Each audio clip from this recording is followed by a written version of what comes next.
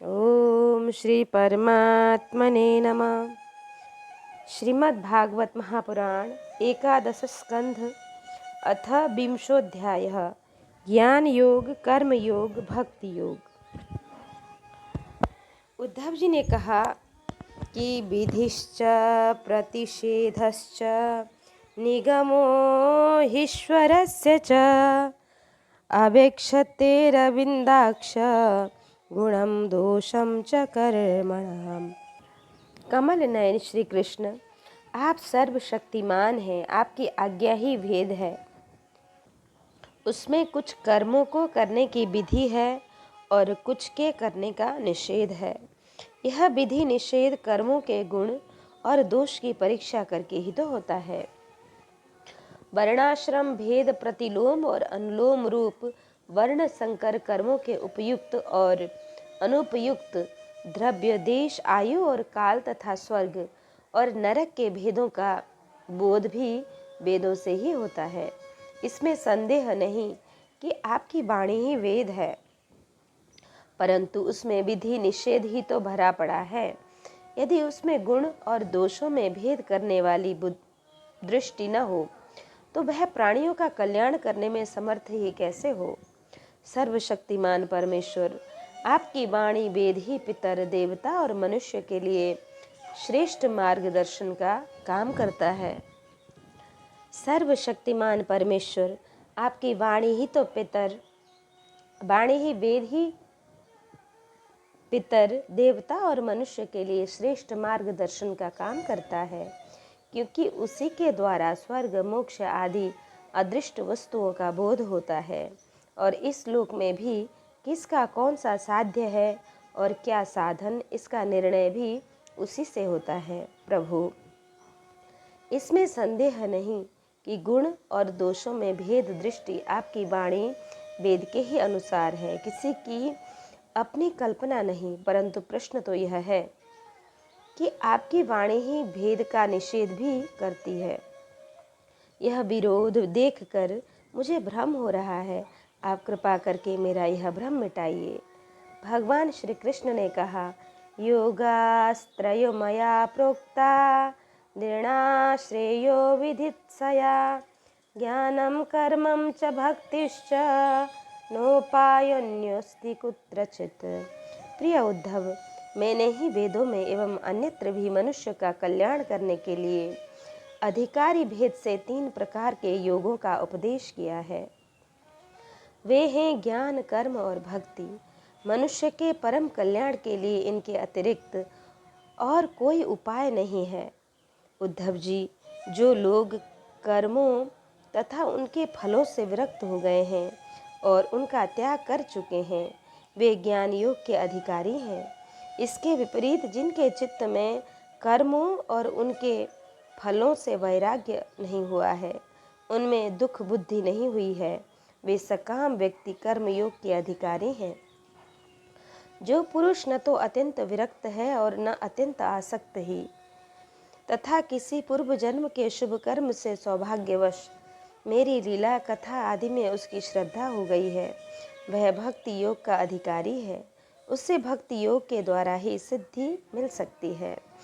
कर्म के संबंध में जितने भी विधि निषेध हैं, उनके अनुसार अभी तक कर्म करना चाहिए। उनके अनुसार तभी तक कर्म करना चाहिए जब तक कर्म में जगत और उसके प्राप्त होने वाले स्वर्गादि सुखों से वैराग्य न हो जाए, अथवा जब तक मेरी लीला कथा के श्रवण कीर्तन आदि में श्रद्धा न हो जाए। उद्धव, इस प्रकार अपने वर्ण और आश्रम के अनुकूल धर्म में स्थित रहकर यज्ञों के द्वारा बिना किसी आशा और कामना के मेरी आराधना करता रहे और निषिद्ध कर्मों से दूर रहकर केवल विहित कर्मों का ही आचरण करे, तो उसे स्वर्ग या नरक में नहीं जाना पड़ता। अपने धर्म में निष्ठा रखने वाला पुरुष इस शरीर में रहते रहते ही निषिद्ध कर्म का परित्याग कर देता है और रागादि मलों से भी मुक्त पवित्र हो जाता है। इसी से अनायास ही उसे आत्म साक्षात्कार रूप विशुद्ध तत्व ज्ञान अथवा द्रुत चित्त होने पर भी मेरी भक्ति प्राप्त होती है। यह विधि निषेध रूप कर्म का अधिकारी मनुष्य शरीर बहुत ही दुर्लभ है। स्वर्ग और नरक दोनों ही लोकों में रहने वाले जीव इसकी अभिलाषा करते रहते हैं, क्योंकि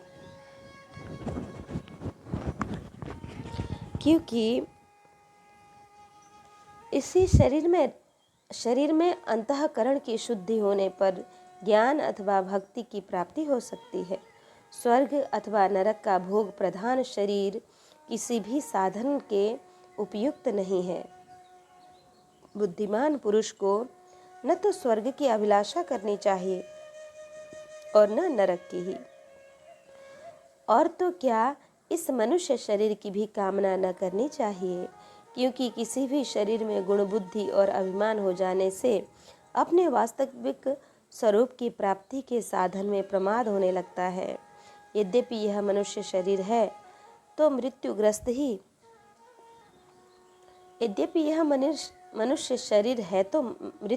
ही, परंतु इसके द्वारा परमार्थ की सत्य वस्तु की प्राप्ति हो सकती है।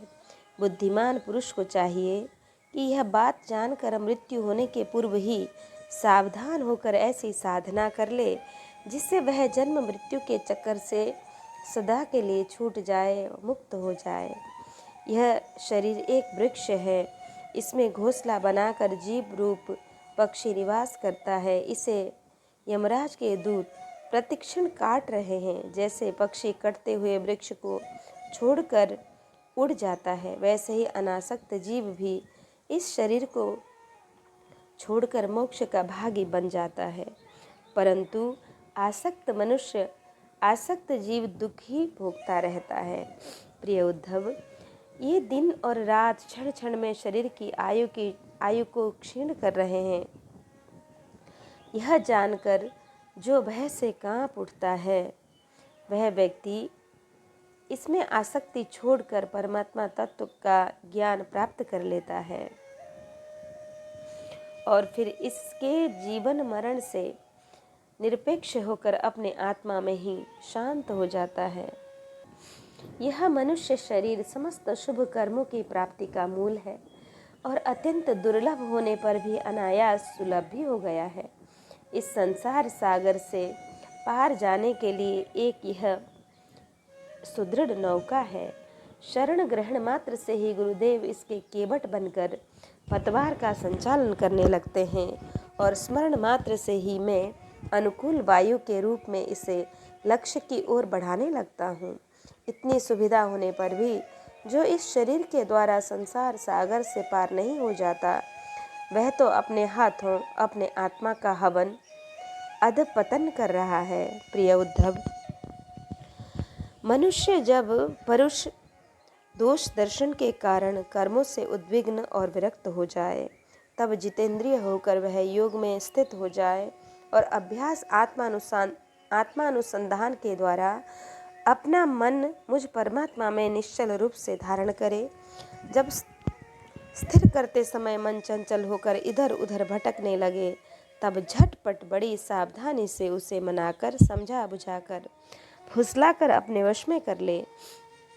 इंद्रियों और प्राणों को अपने वश में रखे और मन को एक क्षण के लिए भी स्वतंत्र न छोड़े। उसकी एक एक चाल, एक एक हरकत को देखता रहे। इस प्रकार सत्य संपन्न बुद्धि के द्वारा धीरे धीरे मन को अपने वश में कर लेना चाहिए। जैसे सवार घोड़ों को अपने वश में करते समय उसे अपने मनोभाव की पहचान कराना चाहता है, अपनी इच्छा के अनुसार उसे चलाना चाहता है और बार बार फुसलाकर उसे अपने वश में कर लेता है, वैसे ही मन को फुसलाकर और उससे मीठी मीठी बातें सुनाकर वश में कर लेना भी परम योग है। सांख्य शास्त्र में प्रकृति से लेकर शरीर पर्यंत सृष्टि का जो क्रम बतलाया गया है, उसके अनुसार सृष्टि चिंतन करना चाहिए और जिस क्रम से शरीर आदि का प्रकृति में लय बताया गया है, उस प्रकार लय चिंतन करना चाहिए।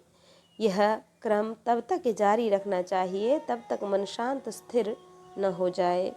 जो पुरुष संसार से विरक्त हो गया है और जिसे संसार के पदार्थों में दुख बुद्धि हो गई है, वह अपने गुरुजनों के उपदेश को भली भांति समझकर बार बार अपने स्वरूप के ही चिंतन में संलग्न रहता है।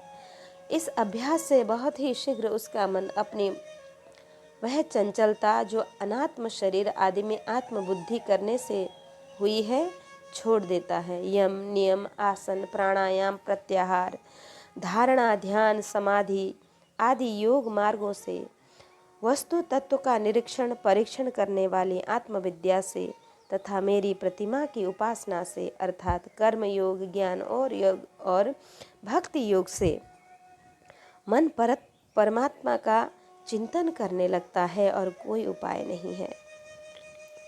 उद्धव जी, वैसे ही तो योगी कभी कोई निंदित कर्म करता ही नहीं, परंतु यदि कभी उससे प्रमादवश कोई अपराध बन जाए तो योग के द्वारा ही उस पाप को जला डाले। कृच्छ्र, चांद्रायण आदि दूसरे प्रायश्चित कभी न करे। अपने अपने अधिकार में जो निष्ठा है वही गुण कहा गया है। इस गुण दोष और विधि निषेध के विधान से यही तात्पर्य निकलता है कि किसी प्रकार विषयासक्ति का परित्याग हो जाए, क्योंकि कर्म तो जन्म से ही अशुद्ध है, अनर्थ के मूल है। शास्त्र का तात्पर्य उनका नियंत्रण नियम ही है। जहाँ तक हो सके प्रवृत्ति का संकोच ही करना चाहिए।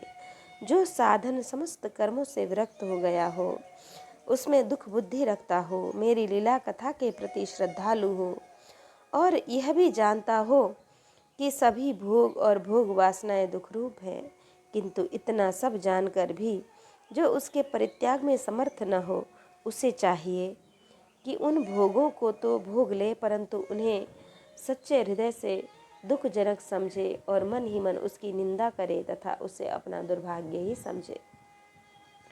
साथ ही इस दुविधा की स्थिति से छुटकारा पाने के लिए श्रद्धा, दृढ़ निश्चय और प्रेम से मेरा भजन करे। इस प्रकार मेरे बतलाए हुए भक्ति योग के द्वारा निरंतर मेरा भजन करने से मैं उस साधक के हृदय में आकर बैठ जाता हूँ और मेरे विराजमान होते ही उसके हृदय की सारी वासनाएं अपने संस्कारों के साथ नष्ट हो जाती हैं। इस तरह जब उसे मुझ सर्वात्मा का साक्षात्कार हो जाता है, तब तो उसके हृदय की गांठ टूट जाती है, उसके सारे संशय छिन्न भिन्न हो जाते हैं और कर्म वासनाएं अथवा सर्वथा क्षीण खत्म हो जाती हैं। इसी से जो योगी मेरी भक्ति से युक्त और मेरे चिंतन में मग्न रहता है, उसके लिए ज्ञान अथवा वैराग्य की आवश्यकता नहीं होती। उसका कल्याण तो प्रायः मेरी भक्ति के द्वारा ही हो जाता है। कर्म, तपस्या, ज्ञान, वैराग्य, योगाभ्यास, दान, धर्म और दूसरे कल्याण साधनों से जो कुछ स्वर्ग, अपवर्ग, मेरा परम धाम अथवा कोई भी वस्तु प्राप्त होती है, वह मेरा भक्त मेरे भक्ति योग के प्रभाव से ही यदि चाहे तो अनायास प्राप्त कर लेता है। मेरे अनन्य प्रेमी एवं धैर्यवान साधु भक्त स्वयं तो कुछ चाहते ही नहीं। यदि मैं उन्हें देना चाहता हूँ और देता भी हूँ तो भी दूसरी वस्तुओं की बात ही क्या, वे कैवल्य मोक्ष भी नहीं लेना चाहते। उद्धव जी, सबसे श्रेष्ठ एवं महान निश्रेयस परम कल्याण तो निरपेक्षता का ही दूसरा नाम है। इसलिए जो निष्काम और निरपेक्ष होता है उसी को मेरी भक्ति प्राप्त होती है। मेरे अनन्य प्रेमी भक्तों का और उन समदर्शी महात्माओं का जो बुद्धि से अतीत परम तत्व को प्राप्त हो चुके हैं, इन विधि और निषेध से होने वाले पुण्य और पाप से कोई संबंध ही नहीं होता। इस प्रकार जो लोग मेरे बतलाए हुए इन ज्ञान, भक्ति और कर्म मार्गों का आश्रय लेते हैं, वे मेरे परम कल्याण स्वरूप धाम को प्राप्त होते हैं, क्योंकि वे परब्रह्म तत्व को जान लेते हैं। गुण दोष व्यवस्था का स्वरूप और रहस्य।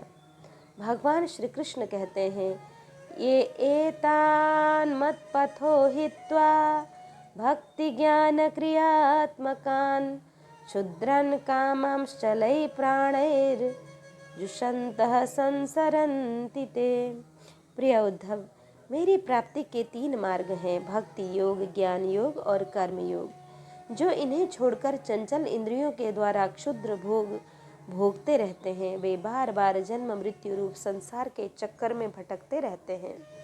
अपने अपने अधिकार के अनुसार धर्म में दृढ़ निष्ठा रखना ही गुण कहा गया है, और इसके विपरीत अनाधिकार चेष्टा करना दोष।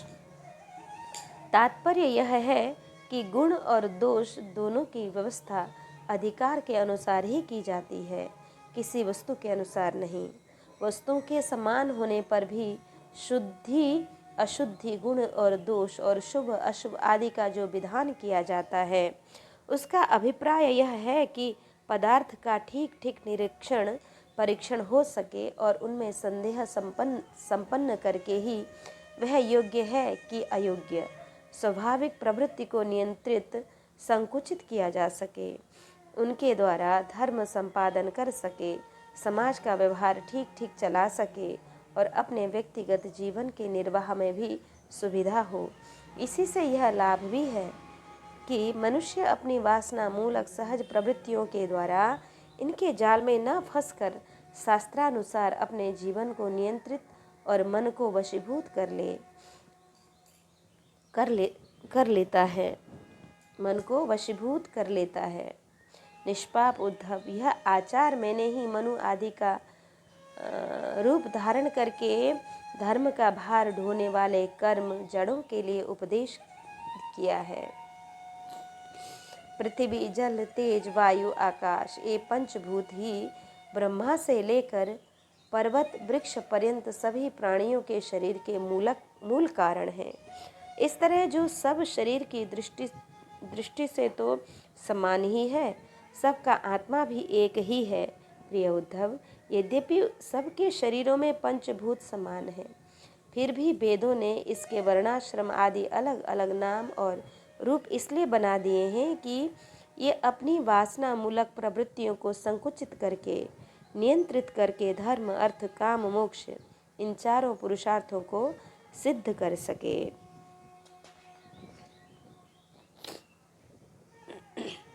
साधु श्रेष्ठ, देश काल फल निमित्त अधिकारी और धान्य आदि वस्तुओं के गुण दोषों का विधान भी मेरे द्वारा इसलिए किया गया है कि कर्मों में लोगों की उच्छृंखल प्रवृत्ति न हो, मर्यादा का भंग न होने पावे। देशों में वह देश अपवित्र है जिसमें कृष्णसार मृग न हो और जिसके निवासी ब्राह्मण भक्त न हो। कृष्णसार मृग के होने पर भी केवल उन प्रदेशों को छोड़कर जहाँ संत पुरुष रहते हैं, कीकट देश अपवित्र ही है। संस्कार रहित और ऊसर आदि स्थान भी अपवित्र ही होते हैं। समय वही पवित्र है जिसमें कर्म करने योग्य सामग्री मिल सके तथा कर्म भी हो सके। जिसमें कर्म करने की सामग्री न मिले, आगंतुक दोषों से अथवा स्वाभाविक दोषों के कारण जिसमें कर्म ही न हो सके, वह समय अशुद्ध है। पदार्थों की शुद्धि और अशुद्धि द्रव्य, वचन, संस्कार, काल, महत्व अथवा अल्प तत्व से भी होती है। जैसे कोई पात्र जल से शुद्ध और मूत्रादि से अशुद्ध हो जाता है। किसी वस्तु की शुद्धि अथवा अशुद्धि में शंका होने पर ब्राह्मणों के वचन से वह शुद्ध हो जाती है, अन्यथा अशुद्ध रहती है। पुष्पादि जल छिड़कने से शुद्ध और सूंघने से अशुद्ध माने जाते हैं। तत्काल का पकाया हुआ अन्न शुद्ध और बासी अशुद्ध माना जाता है। बड़े सरोवर और नदी आदि का जल शुद्ध और छोटे गड्ढों का अशुद्ध माना जाता है। इस प्रकार क्रम से समझ लेना चाहिए। शक्ति अशक्ति, बुद्धि और वैभव के अनुसार भी पवित्रता और अपवित्रता की व्यवस्था होती है। उसमें भी स्थान और उपयोग करने वाले की आयु का विचार करते हुए ही अशुद्ध वस्तुओं के व्यवहार का दोष ठीक तरह से आंका जाता है। जैसे धनी, दरिद्र, बलवान, निर्बल, बुद्धिमान, मूर्ख, उपद्रव पूर्ण और सुखद देश तथा तरुण एवं वृद्धावस्था के भेद से शुद्धि और अशुद्धि की व्यवस्था में अंतर पड़ जाता है।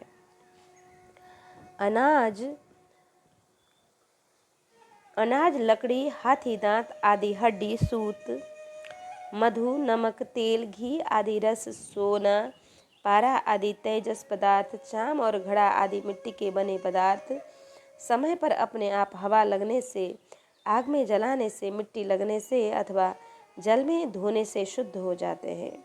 देश काल और अवस्था के अनुसार कहीं जल, मिट्टी आदि शोधक सामग्री के संयोग से शुद्धि करनी पड़ती है, तो कहीं कहीं एक एक से भी शुद्धि हो जाती है।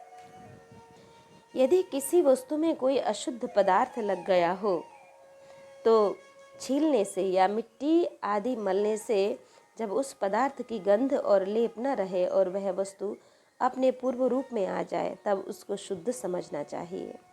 स्नान, दान, तपस्या, व्यय, सामर्थ्य, संस्कार, कर्म और मेरे स्मरण से चित्त की शुद्धि होती है। इनके द्वारा शुद्ध होकर ब्राह्मण, क्षत्रिय और वैश्य को विहित कर्मों का आचरण करना चाहिए। गुरुमुख से सुनकर भलीभांति हृदयंगम कर लेने से मंत्र की और मुझे समर्पित कर देने से कर्म की शुद्धि होती है।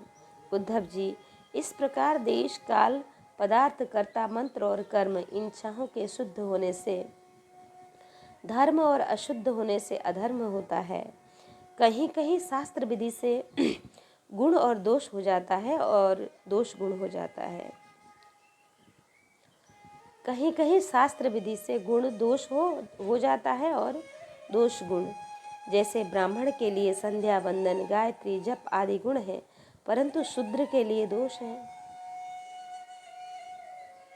और दूध आदि का व्यापार वैश्य के लिए विहित है, परंतु ब्राह्मण के लिए अत्यंत निषिद्ध है।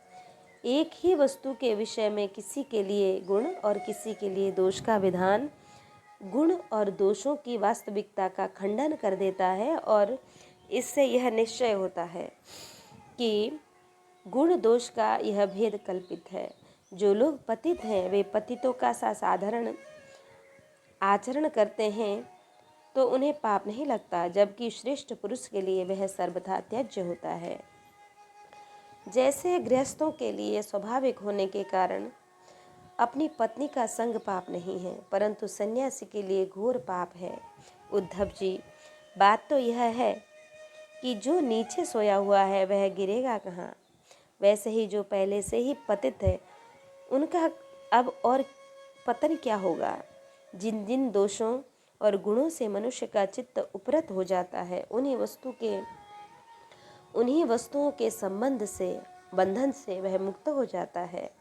मनुष्य के लिए यह निवृत्ति रूप धर्म ही परम कल्याण का साधन है, क्योंकि यही शोक, मोह और भय को मिटाने वाला है। उद्धव जी, विषयों में कहीं भी गुणों का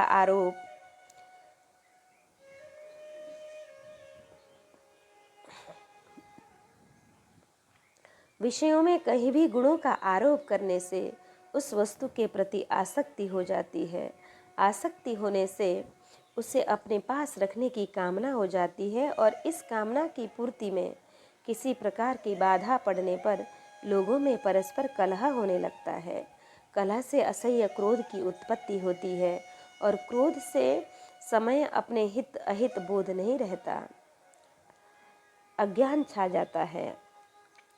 इस अज्ञान से शीघ्र ही मनुष्य की कार्यकारिता का निर्णय करने वाली व्यापक चेतना शक्ति लुप्त हो जाती है। साधो, चेतना शक्ति अर्थात स्मृति के लुप्त हो जाने पर मनुष्य में मनुष्यता नहीं रह जाती, पशुता आ जाती है और वह शून्य के समान अस्तित्वहीन हो जाता है।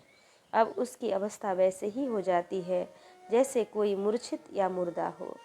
ऐसी स्थिति में न तो उसका स्वार्थ बनता है और न परमार्थ। विषयों का चिंतन करते करते वह विषय रूप हो जाता है।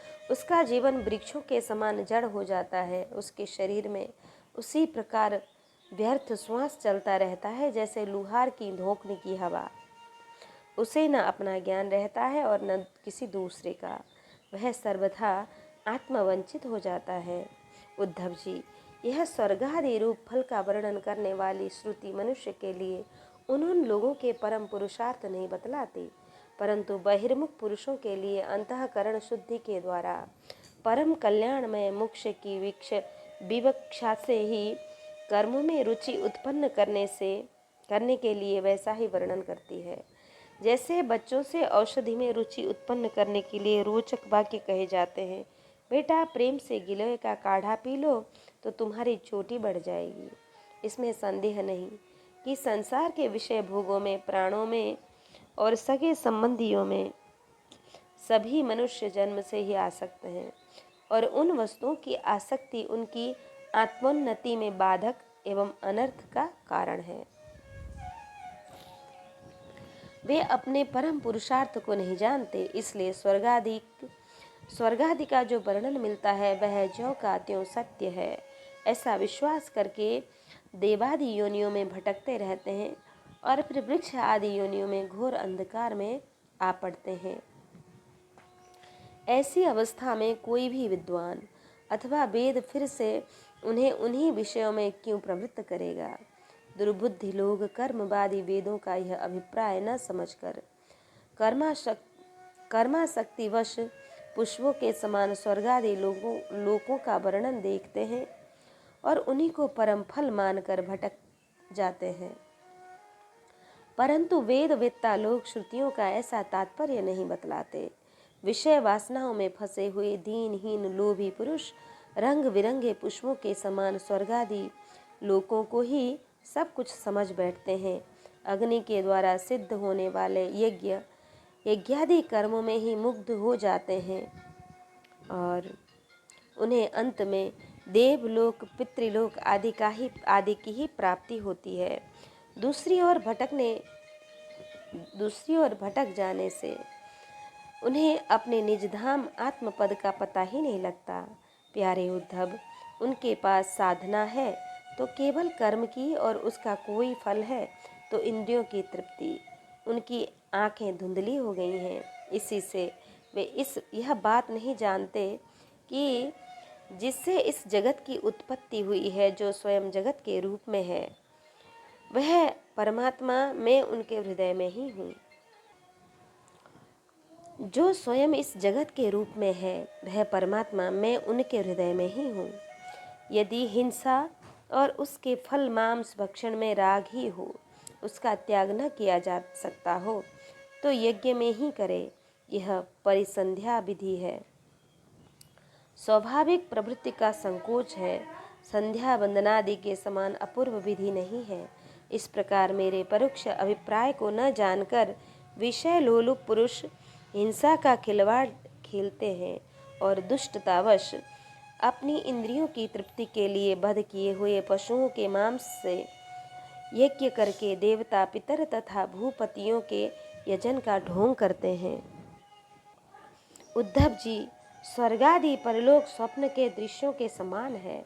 वास्तव में वे असत हैं, केवल उनकी बातें सुनने में बहुत मीठी लगती हैं। सकाम पुरुष वहाँ के भोगों के लिए मन ही मन अनेकों प्रकार के संकल्प कर लेते हैं और जैसे व्यापारी अधिक लाभ की आशा से मूल धन को भी खो बैठता है, वैसे ही सकाम यज्ञों द्वारा अपने धन का नाश करते हैं।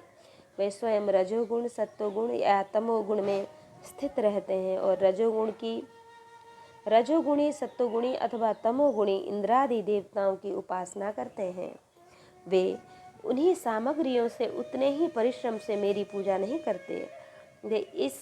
वे जब इस प्रकार की पुष्पित वाणी, रंग बिरंगी मीठी मीठी बातें सुनते हैं कि हम लोग इस लोक में यज्ञों के द्वारा देवताओं का यजन करके स्वर्ग में जाएंगे और वहाँ दिव्य आनंद भोगेंगे, उसके बाद जब फिर हमारा जन्म होगा तब हम बड़े कुलीन परिवार में पैदा होंगे, हमारे बड़े बड़े महल होंगे और हमारा कुटुंब बहुत सुखी और बहुत बड़ा होगा। तब उनका चित्त क्षुब्ध हो जाता है और हेकड़ी जताने वाले घमंडियों को मेरे संबंध की बातचीत भी अच्छी नहीं लगती। उद्धव जी, वेदों में 3 कांड हैं, कर्म, उपासना और ज्ञान।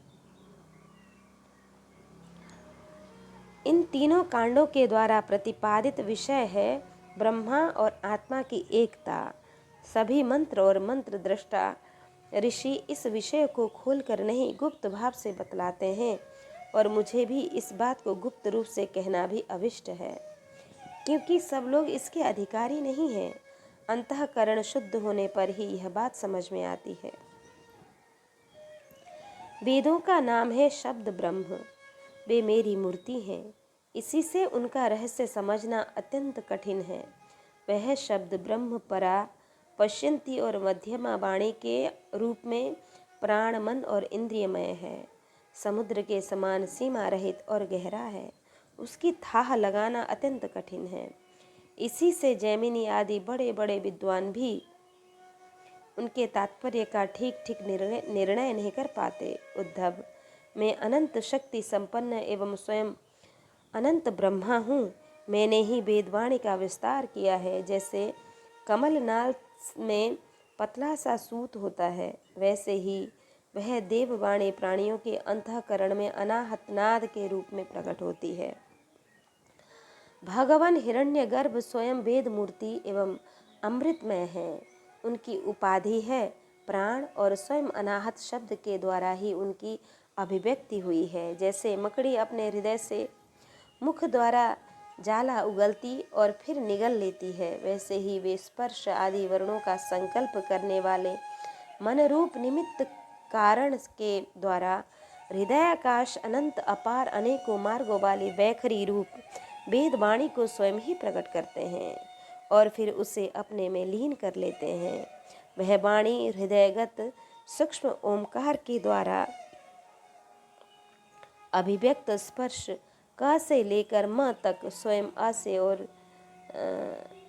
अ से औ तक नौ उष्मा स ह श ह और अंतस्थल य र ल व इन वर्णों से विभूषित है। उसमें ऐसे छंद हैं जिनमें उत्तरोत्तर चार चार वर्ण बढ़ते जाते हैं और उनके द्वारा विचित्र भाषा के रूप में यह विस्तृत हुई है। चार चार अधिक वर्णों वाले छंदों में से कुछ ये हैं: गायत्री, उष्णिक, अनुष्टुप, बृहति, पंक्ति, त्रिष्टुप, जगति, अतिछंद, अत्यष्टि, अति जगति और विराट। वेदवाणी कर्म कांड में क्या विधान करती है, उपासना कांड में किन देवताओं का वर्णन करती है और ज्ञान कांड में किन प्रतीतियों का अनुवाद करके उनमें अनेकों प्रकार के विकल्प करती है। इन बातों को इस संबंध में श्रुति के रहस्य को मेरे अतिरिक्त कोई और नहीं जानता। मैं तुम्हें स्पष्ट बतला देता हूँ कि सभी श्रुतियाँ कर्म कांड में मेरा ही विधान करती हैं। उपासना कांड में उपास्य देवताओं के रूप में वे मेरा ही वर्णन करती हैं और ज्ञान कांड में आदि आकाशादि रूप में मुझ में ही अन्य वस्तुओं का आरोप करके उनका निषेध कर देती हैं। संपूर्ण श्रुतियों का बस इतना ही तात्पर्य है कि वे मेरा आश्रय लेकर मुझ में भेद का आरोप करती हैं, माया मात्र कहकर उसका अनुवाद करती हैं और अंत में सबका निषेध करके मुझ में ही शांत हो जाती हैं और केवल अधिष्ठान रूप से मैं ही शेष रह जाता हूँ। तत्व की संख्या और पुरुष प्रकृति विवेक। तत्व की संख्या और पुरुष प्रकृति की भेद विवेक।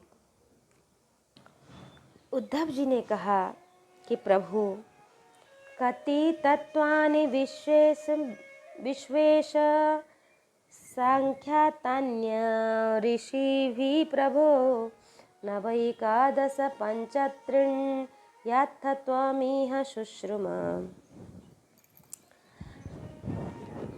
प्रभु, हे विश्वेश्वर, ऋषियों ने तत्व की संख्या कितनी बतलाई है। आपने तो अभी 19वें अध्याय में 9, 11, 5 और 3 अर्थात कुल 28 तत्व गिनाए हैं। यह तो हम सुन चुके हैं, किंतु कुछ लोग 26 तत्व बतलाते हैं तो कुछ 25, कोई 7, 9 अथवा 6 स्वीकार करते हैं, कोई 4 बतलाते हैं तो कोई 11।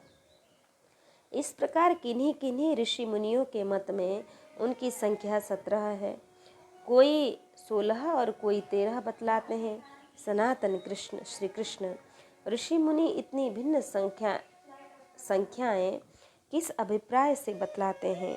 आप कृपा करके हमें भगवान बतलाइए। श्री कृष्ण ने कहा कि युक्तं च सन्ति सर्वत्र भाषन्ते ब्राह्मणा यथा माया मदीयमुद्गृह्य वदतां किं न दुर्घटम।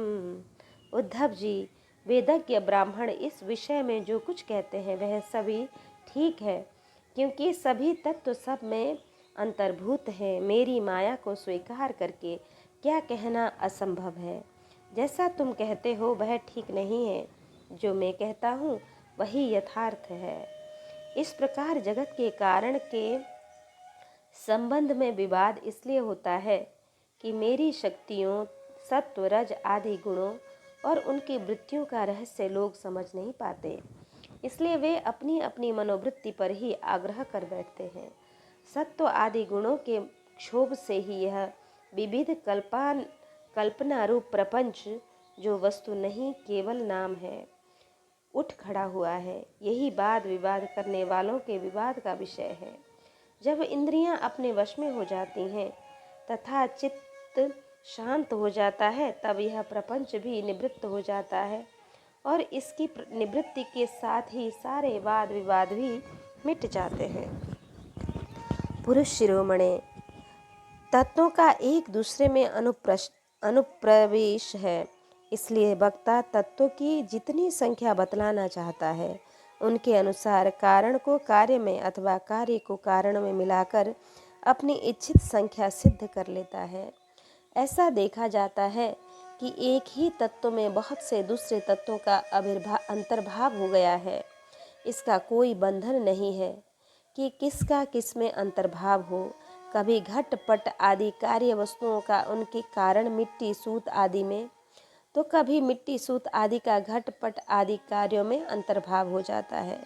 इसलिए वाद प्रतिवादियों में से जिसकी वाणी ने जिस कार्य को जिस कारण में अथवा जिस कारण को जिस कार्य में अंतर्भूत करके तत्वों की जितनी संख्या स्वीकार की है, वह हम निश्चय ही स्वीकार करते हैं, क्योंकि उनका वह उपादान युक्ति संगत ही है।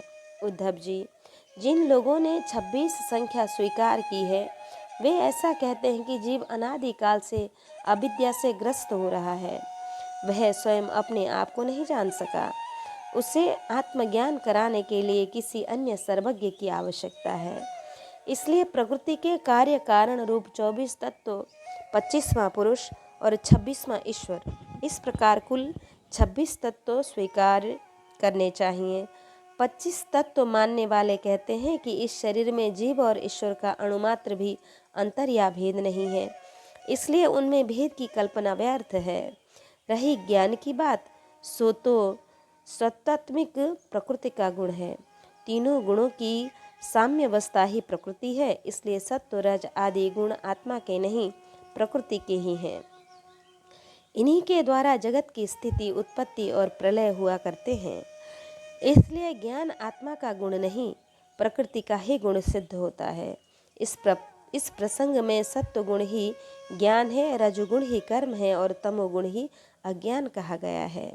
और गुणों में क्षोभ उत्पन्न करने वाला ईश्वर ही काल है और सूत्र अर्थात महतत्व ही स्वभाव है। इसलिए 25 और 26 तत्वों की दोनों ही संख्या युक्ति संगत है। उद्धव जी, यदि तीनों गुणों को प्रकृति से अलग मान लिया जाए, जैसा कि उनकी उत्पत्ति और प्रलय को देखते हुए मानना चाहिए, तो तत्वों की संख्या स्वयं ही 28 हो जाती है। उन तीनों के अतिरिक्त 25 है। पुरुष, प्रकृति, महत्त्व, अहंकार, आकाश, वायु, तेज, जल और पृथ्वी, ये 9 तत्वों में पहले ही गिना चुका हूँ। श्रोत्र, त्वचा, चक्षु, नासिका और रसना, ये 5 ज्ञानेंद्रिय, वाक्, पाणि, पाद, पायु और उपस्थ, ये 5 कर्मेंद्रिय तथा मन, जो कर्मेंद्रिय और ज्ञानेंद्रिय दोनों ही हैं। इस प्रकार कुल 11 इंद्रियां, शब्द, स्पर्श, रूप, रस और गंध, ये ज्ञानेंद्रिय के 5 विषय। इस प्रकार 3, 9, 11 और 5 सब मिलाकर 28 तत्व होते हैं।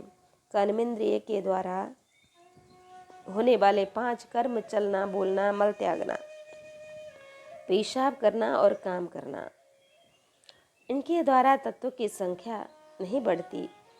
इन्हें कर्मेंद्रिय स्वरूप ही मानना चाहिए।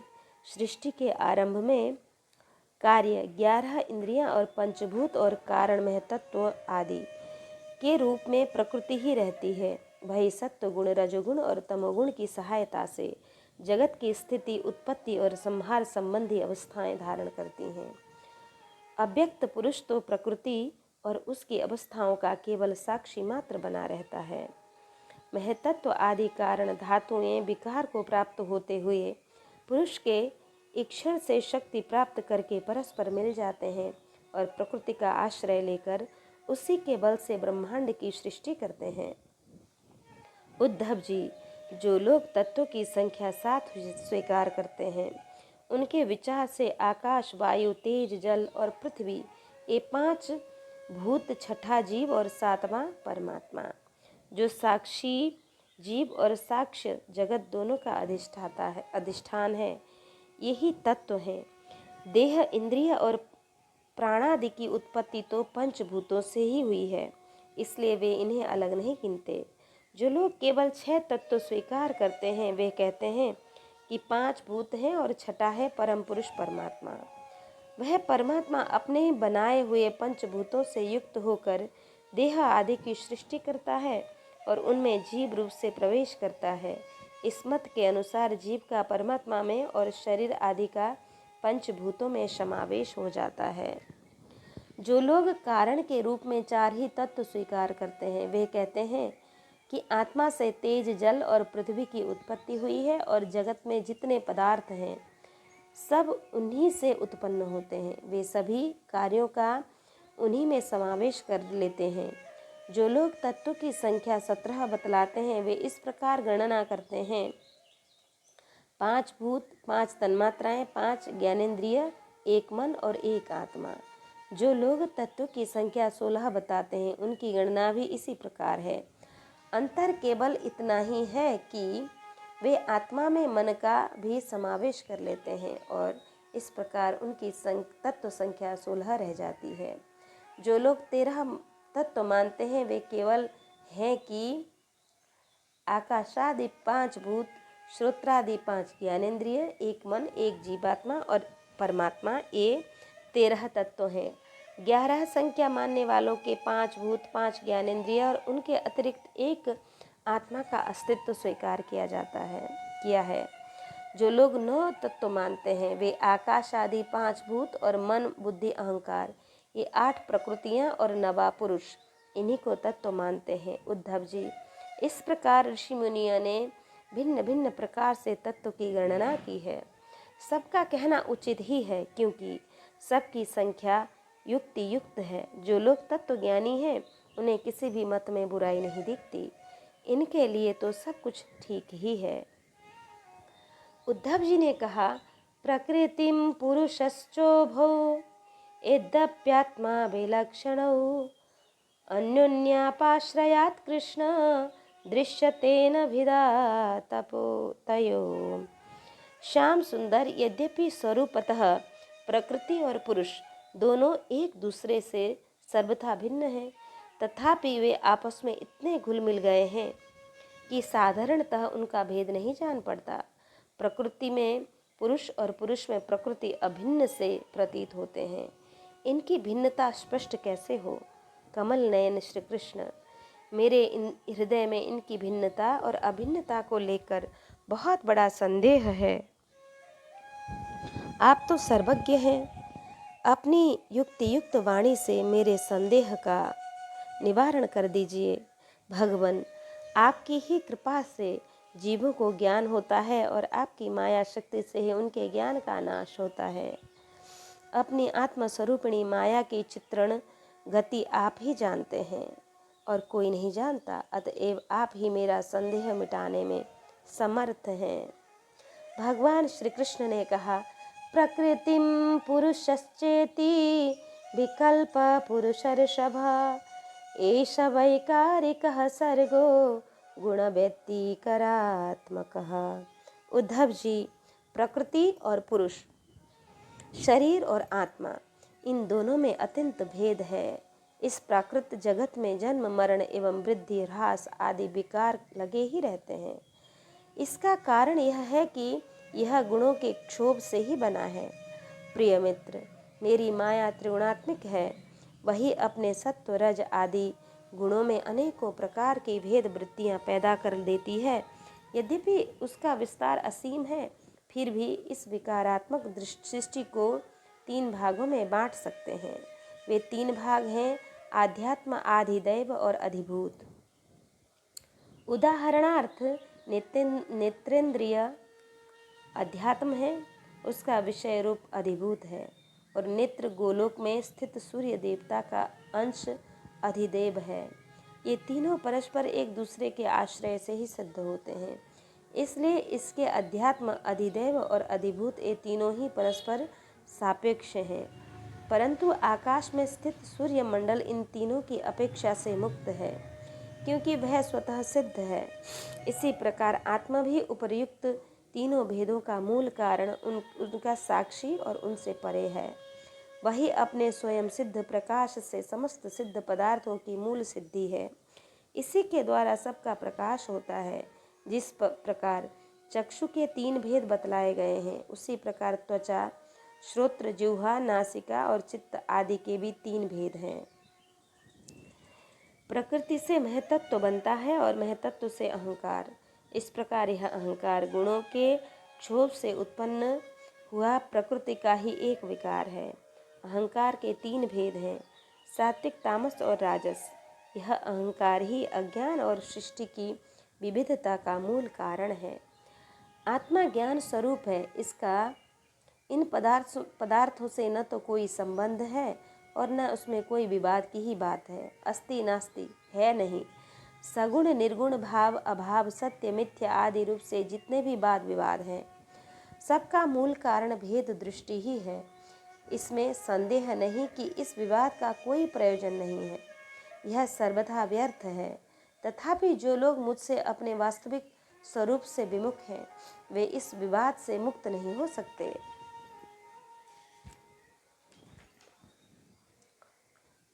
उद्धव जी ने पूछा कि भगवान, आपसे विमुख जीव अपने किए हुए पुण्य पापों के फल स्वरूप ऊंची नीची योनियों में जाते आते रहते हैं।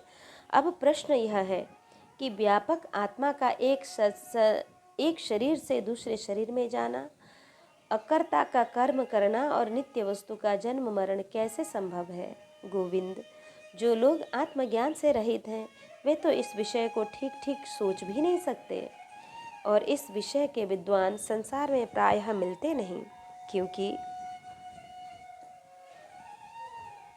सभी लोग आपकी माया की भूल भुलैया में पड़े हुए हैं। इसलिए आप ही कृपा करके मुझे इसका रहस्य भी समझाइए। भगवान श्री कृष्ण ने कहा, मनः कर्ममयं नृणाम् मिन्द्रियैः पंचभिर्युतम् लोकाल्लोकं प्रयात्यन्य आत्मा तदनुवर्तते। प्रिय उद्धव, मनुष्य का मन कर्म संस्कारों का पुंज है। उन संस्कारों के अनुसार भोग प्राप्त करने के लिए उनके साथ 5 इंद्रिय भी लगी हुई हैं। इसी का नाम है लिंग शरीर। वही कर्मों के अनुसार एक शरीर से दूसरे शरीर में, एक लोक से दूसरे लोक में आता जाता रहता है। आत्मा इस लिंग शरीर से सर्वथा पृथक है। उसका आना जाना नहीं होता, परंतु जब वह अपने को लिंग शरीर ही समझ बैठता है, उसी में अहंकार कर लेता है, तब उसे भी अपना जाना आना प्रतीत होने लगता है। मन कर्मों के अधीन है। वह देखते हुए या सुनते हुए विषयों का चिंतन करने लगता है और क्षण भर में ही उनमें तदाकार हो जाता है तथा उन्हीं पूर्व चिंतन विषयों में लीन हो जाता है। धीरे धीरे उसकी स्मृति पूर्व पर का अनुसंधान भी नष्ट हो जाता है। इस प्रकार उन देवादि शरीर में इसका इतना अभिनिवेश, इतनी तल्लीनता हो जाती है कि जीव को अपने पूर्व शरीर का स्मरण भी नहीं रहता। किसी भी कारण से शरीर को सर्वथा भूल जाना ही मृत्यु है। उदार उद्धव, जब यह जीव किसी भी शरीर को अभेद भाव से मैं के रूप में स्वीकार कर लेता है, तब उसे ही जन्म कहते हैं। ठीक वैसे ही जैसे स्वप्नकालीन और मनोरथकालीन शरीर में अभिमान करना ही स्वप्न और मनोरथ कहा जाता है। यह वर्तमान देह में स्थित जीव जैसे पूर्व देह स्मरण नहीं करता, वैसे ही स्वप्न या मनोरथों में स्थित जीव भी पहले के स्वप्न और मनोरथ को स्मरण नहीं करता। प्रत्युतः उस वर्तमान स्वप्न और मनोरथ में पूर्व सिद्ध होने पर भी अपने को नवीन सा ही समझता है। इसलिए आश्रय मन या शरीर की सृष्टि से आत्म वस्तु में यह उत्तम, मध्यम और अधम की त्रिविधता भासती है। उसमें अभिमान करने से ही आत्मबाह्य और अभ्यंतर भेदों का हेतु मालूम पड़ने लगता है।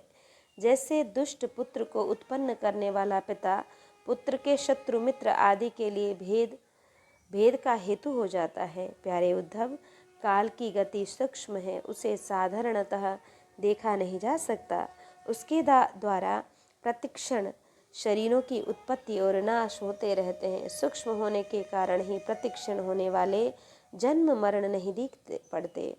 जैसे काल के प्रभाव से दिए की लौ, नदियों के प्रवाह अथवा वृक्ष के फलों की विशेष अवस्थाएं बदलती रहती हैं, वैसे ही समस्त प्राणियों के शरीरों की आयु, अवस्था आदि भी बदलती रहती हैं।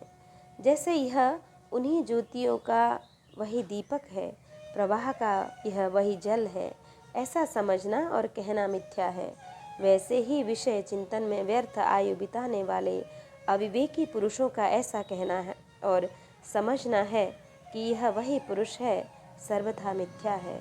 यद्यपि वह भ्रांत पुरुष भी अपने कर्मों के बीज द्वारा न पैदा होता है और न तो मरता ही है, वह भी अजन्मा और अमर ही है, फिर भी भ्रांति से वह उत्पन्न होता है और मरता सा भी है। जैसे कि काष्ठ से युक्त अग्नि पैदा होता और नष्ट होता दिखाई पड़ता है। उद्धव जी, गर्भाधान, गर्भ वृद्धि, जन्म, बाल्यावस्था, कुमारावस्था, जवानी, अधेड़ अवस्था, बुढ़ापा और मृत्यु, ये 9 अवस्थाएं शरीर की ही हैं। यह शरीर जीव से भी भिन्न है और ऊंची नीची अवस्थाएं उसके मनोरथों के अनुसार ही हैं, परंतु वह अज्ञानवश गुणों के संग से इन्हें अपनी मानकर भटकने लगता है और कभी कभी विवेक की हो जाने पर इन्हें छोड़ भी देता है। पिता को पुत्र के जन्म से और पुत्र को पिता की मृत्यु से अपने अपने जन्म मरण का अनुमान कर लेना चाहिए।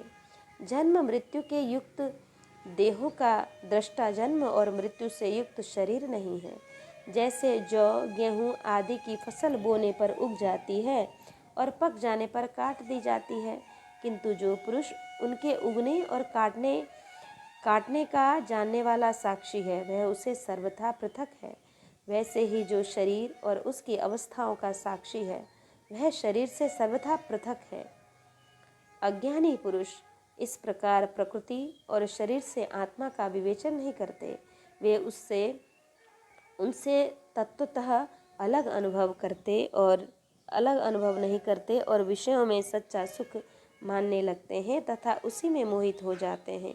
इसी से उन्हें जन्म मृत्यु रूप संसार में भटकते रहना पड़ता है। जब अविवेकी जीव अपने कर्मों के अनुसार जन्म मृत्यु के चक्कर में भटकने लगता है, तब सात्विक कर्मों की आसक्ति से वह ऋषि लोक और देवलोक में, राजसिक कर्मों की आसक्ति से मनुष्य और असुर योनियों में तथा तामसी कर्मों की आसक्ति से भूत प्रेत एवं पशु पक्षी आदि योनि में जाता है। जब मनुष्य किसी को नाचते गाते देखता है, तब वह स्वयं भी उसका अनुकरण करने, तान तोड़ने लगता है। वैसे ही जब जीव बुद्धि के गुणों को देखता है, तब स्वयं निष्क्रिय होने पर भी उसका अनुकरण करने के लिए बाध्य हो जाता है। जैसे नदी, तालाब आदि के जल के हिलने या चंचल होने पर उनमें प्रतिबिंबित तट के वृक्ष भी उसके साथ हिलते डोलते से जान पड़ते हैं। जैसे घुमाए जाने वाले नेत्र के साथ साथ पृथ्वी भी घूमती हुई दिखाई देती है, वैसे जैसे मन के द्वारा सोचे गए तथा स्वप्न में देखे गए भोग पदार्थ सर्वथा अलिक ही होते हैं, वैसे ही दार्शाह आत्मा का विषयानुभव रूप संसार भी सर्वथा असत्य है। आत्मा तो नित्य शुद्ध बुद्ध मुक्त स्वभाव ही है।